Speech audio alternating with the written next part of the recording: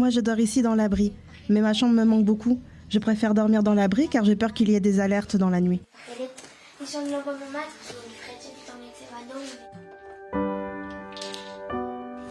Après plus de 6 mois, Ronnie Cole, 12 ans, est rentré avec sa famille à Sderot, sa ville natale. Mais c'est aussi un retour en arrière, le retour des alertes à la roquette qui ont accompagné toute son enfance. Toutes les 2 minutes, il y a des explosions et ça fait vraiment peur. J'ai même peur de sortir dehors dans le jardin.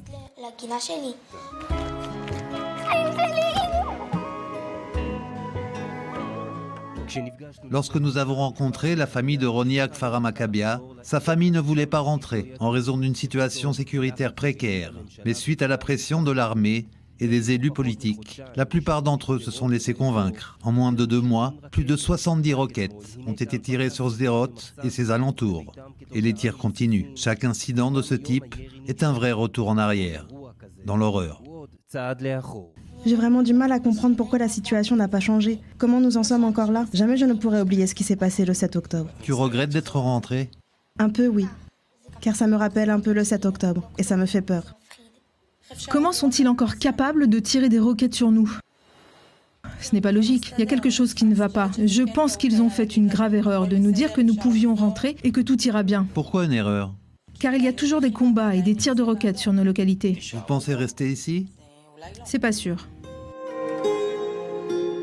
Israël Meir, 13 ans, habitant Sderot, a été confronté à des troubles du langage suite aux attaques qui l'ont traumatisé.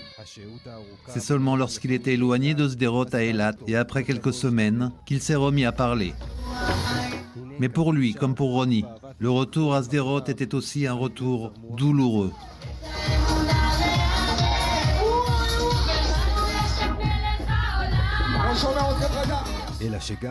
Et toute l'amélioration de son état s'est brusquement arrêtée.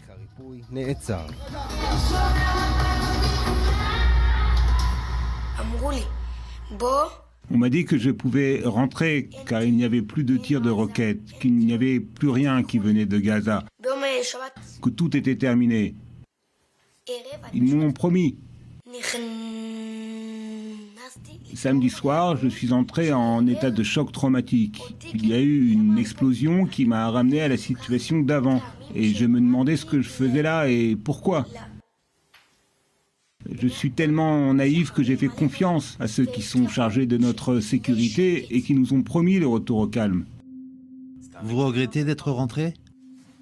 Évidemment, évidemment. Quelque chose s'est cassé. Une partie de notre âme est comme morte. Mais tout le monde n'est pas capable de revenir à la maison. Yardena Ben-Hamo n'est pas prête à revivre sous le danger permanent des tirs de roquettes. Je suis rentrée plusieurs fois à Sderot et j'ai été prise de crise de panique, de pleurs.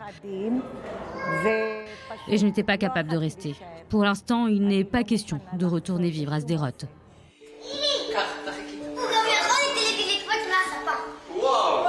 Un an avant le massacre du 7 octobre, une roquette est tombée dans la cour de la maison de la famille Ochayon, en ville. Eux aussi sont rentrés à Sderot il y a peu. Ils ont dit qu'ils avaient fait ceci et cela, qu'ils avaient éliminé de nombreux terroristes, détruit des positions. Mais ils n'ont pas déraciné le mal. Ça fait maintenant 200 jours que nous vivons ainsi. Que faites-vous? Où êtes-vous, bon sang? Nous resterons là parce que c'est ma maison. Et nous ne bougerons pas de là. Sinon, c'est eux qui auront gagné la guerre. Ils espéraient tous qu'après le 7 octobre, les choses changeraient, que l'impression de sécurité reviendrait. Mais ce n'a pas été le cas. Le monde a changé, mais à Sderot, ces enfants continuent de grandir avec leur traumatisme et les roquettes qui tombent toujours près de chez eux. Au début, ils faisaient sur eux quand ils couraient vers l'abri. Aujourd'hui, ils ont un peu plus l'habitude. Et donc tu te renforces un peu. D'un côté, vous vous dites que vos enfants sont des héros, qu'ils n'ont pas peur.